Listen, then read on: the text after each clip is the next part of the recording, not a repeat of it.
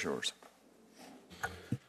Good morning, and thank you, Mr. Chairman, Ranking Member Feinstein, members of the committee. It's a privilege to appear before you again today. I do appreciate, Mr. Chairman, the committee calling this hearing on the critical issue of human smuggling at our borders and CBP's responses to it. Since I last appeared before the committee almost 3 months ago, we have seen the challenges of the border increase significantly. Yesterday, as both of you noted in your opening statements, CBP released the numbers of enforcement actions at our southwest border for both illegal crossings between ports of entry and inadmissible arrivals at ports of entry for the month of February. These numbers reflect the highest level of illegal apprehensions of any February in over a decade. In total, we saw more than 76,000 apprehensions and inadmissible arrivals, and within that number, in just 4 weeks, we saw 40,385 members of family units and 7,250 unaccompanied children. As you noted, Mr. Chairman, that's an almost 340% increase for the fiscal year to date in family units and 50% plus in unaccompanied children. We have now apprehended or encountered more families in just 5 months and 5 days than last year's record total. Not only are the numbers increasing, the percentage of people from countries in the Northern Triangle of Central America is growing as well. Today, 70% of crossings are from these countries, and a full 63% of crossings are vulnerable families and children. Also, while November of this fiscal year marked the first time that any other country exceeded the number of Mexican nationals apprehended and encountered by CBP, Guatemalans and Hondurans are both crossing in larger numbers now than Mexican nationals. These numbers are significant because, unlike historical crossing levels, which were comprised of a large majority of single adults from Mexico who could be repatriated quickly, families and children from Central America require increased care and processing and are released into the United States pending adjudication of their immigration claims.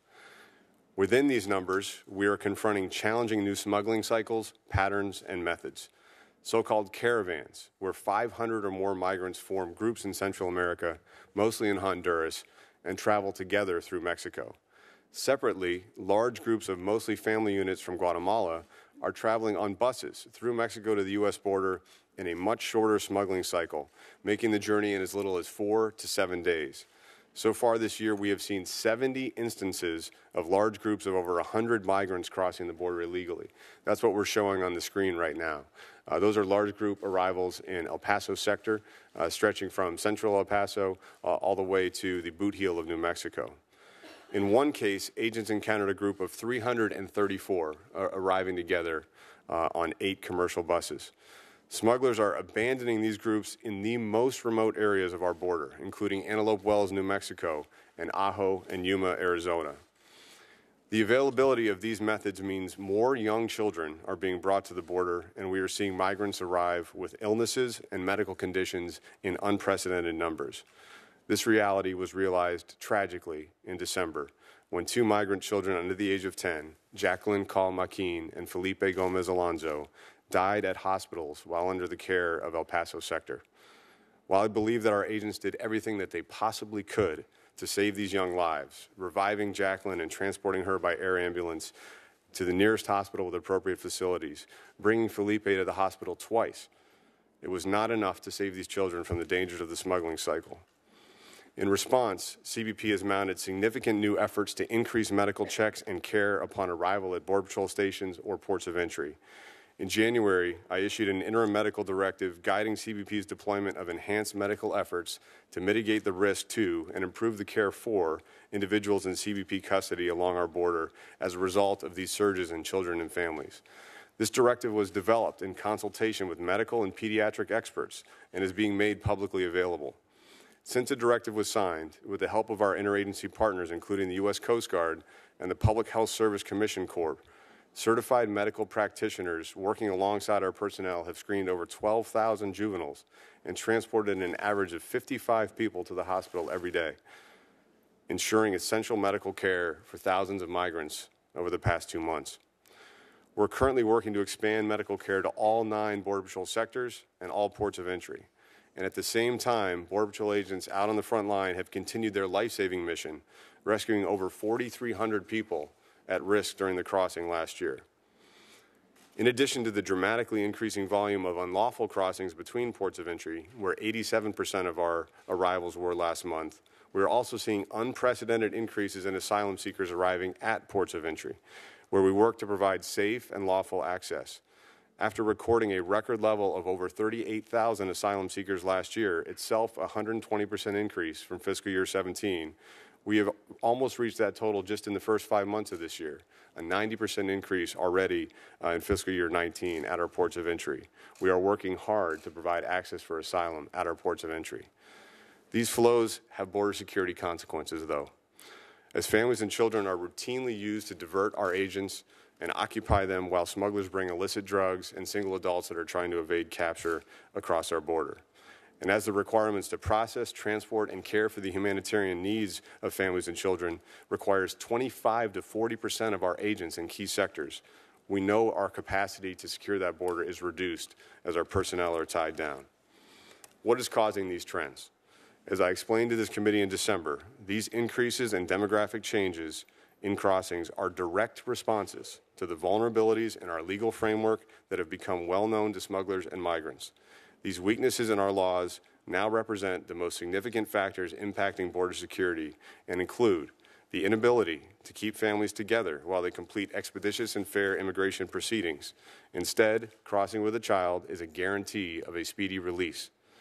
The asylum gap, where approximately 80% of individuals meet the initial credible fear bar, while only 10 to 20% are found to have valid asylum claims at the end of immigration court proceedings.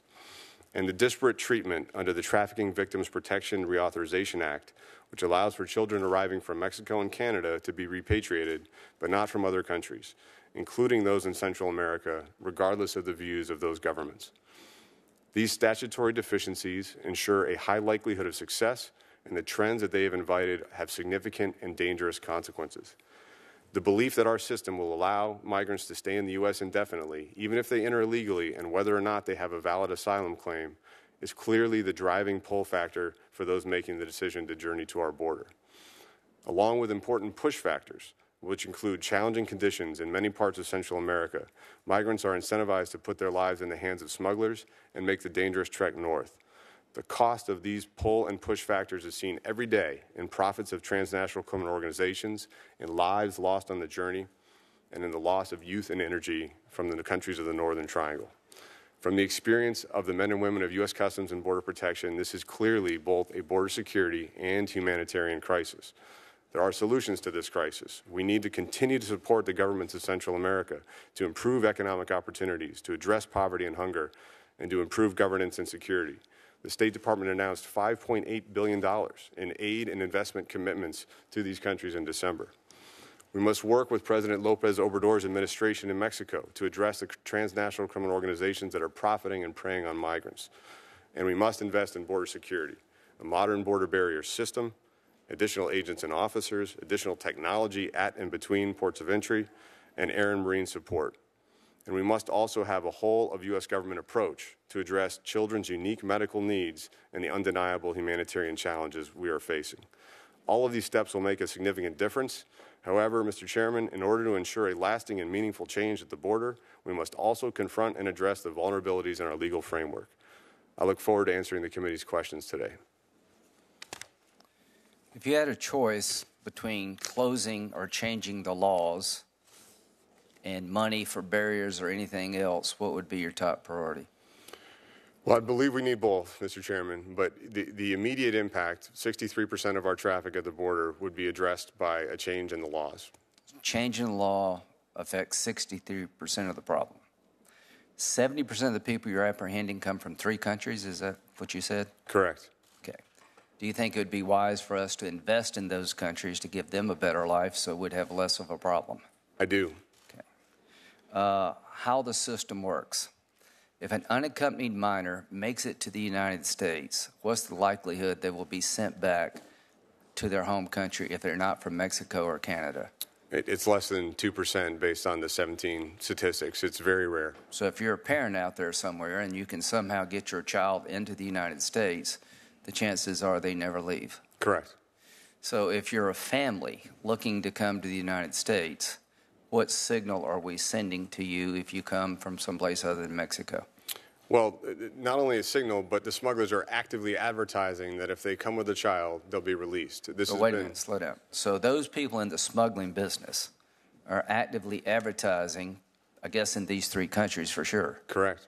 that if you can bring a child with you, your chances of staying in the United States are almost guaranteed. Correct. Okay. So that puts us in a bad spot. If we separate families, you can at least deal with adults. Is that correct? That is correct. Okay. If you don't separate families, then they're released in 20 days? If you don't separate families, they're actually released much more quickly than that. Most families are never even going to an ICE family residential centers. They're being released directly to NGOs or to transportation hubs. What percentage of those people show up for their hearings? So I would defer to EOIR and to ICE, the immigration court system, on the exact stats, but less than half are showing up when we don't have an alternative to detention in place. Okay. Senator Durbin mentioned some things that are intriguing to me to make detention cheaper. But at the end of the day, don't you also have to address the reason they come? You need to do both, no question. And what we've seen in the immigration court system... If you just made it cheaper for the government, that doesn't affect why they come. Correct. All right. So we have... What you need to do is get immigration court results, which we're not able to do consistently if a migrant is not detained during their process. But our goal is to deter people from taking this journey. What percentage of people apprehended are apprehended outside of port of entries? 87% of crossings in February were illegal crossings. Okay. At some place other than a port of entry? Right. That's why you need barriers? We absolutely need barriers. So 87% of the people that are apprehended not at a point of entry, but outside of a point of entry. Correct. And when you tell us you need $5.7 billion for barriers, you've located the top 10 places that you think that would make a difference. Is that correct? Yes. You just didn't make this up. No, we've submitted a rigorously developed border security improvement plan to Congress outlining our top priorities along the entire southwest border. So if we invested more in the triangle countries, that could help. You agree? I agree. If we built barriers where barriers make sense, that would help. Certainly. If we changed the laws that create this problem, that would help most of all. Dramatically. Okay. And we could possibly lower the cost of detention by doing some of the things that Senator Durbin said. Agree as well. Okay. Doing nothing is not working. Do you agree with that? Yes. Okay. As to these two children, when will the report come out about the care they were given? Yeah, as noted, I think, by Senator Cornyn, the Inspector General, DHSIG, is conducting investigations and reviews of both cases. We eagerly await those reviews. And, of course, the medical examiners in El Paso and Alamogordo are also analyzing the cause of death. We're looking to find that information so we can apply any lessons learned to improve our efforts. Okay. How long have you been involved in this business? 18 years almost. Okay. Are all the trends going the wrong way? This is a brand new set of phenomenon with families and children. Yes, the trends are going the wrong way. We are far from our historic lows of 2017 or 2011. We're headed toward 650, as you noted, or 750,000 crossings and arrivals this year. That's a much higher number, much close to historical highs than historical lows. Is it fair to say we are facing a crisis in at least these two areas? Absolutely. The solutions you've outlined, do you think they would make an appreciable difference? I'm certain that they would, yes. How much reduction do you think would occur if we changed our laws? So the three changes I outlined, and this is not to say that there's not important parts of the Flores settlement. Having appropriate Just made it more flexible. Having appropriate conditions for children is essential, and we're committed to that. What we're asking is for the ability for families to be detained together in an appropriate... You think that would deter people from coming in the future? They need to be able to finish an immigration court proceeding because most of these claims are not valid for asylum. But the advertisers would have a different story to tell. Is that correct? They'd have a tougher story to tell because right now they can tell them they'll be released and they're right. Okay. It would change the demand, hopefully. Yes. What percentage of the people, of the 640,000 we're going to apprehend, how many do we miss? So we are at the highest levels of our interdiction effectiveness rate that we've ever had in our history. We do have a ton of capability out there that we're augmenting with the investments this year. Families and children are by and large turning themselves in. So we have about 100% apprehension rate for families and children. It's those single adults that are evading capture, the smugglers, and the illicit drugs that we're worried about. As you deal with this growing crisis with family and children, you'll have less resources to deal with the other problem? Absolutely accurate, yes. Thank you. Thanks, Mr. Chairman. Mr. Chairman, I was just pleased to hear that you said that families should be held together. Are you taking any action to make that possible? And what is that action, if you are? So just to be clear, right now families are not held together for very long. ICE has 2 family residential centers where they have capacity for about 2,500 families, and they generally are there for 8 to 12 days. But most families are actually being released immediately by ICE from Border Patrol custody, either to non-governmental organizations or to transportation hubs.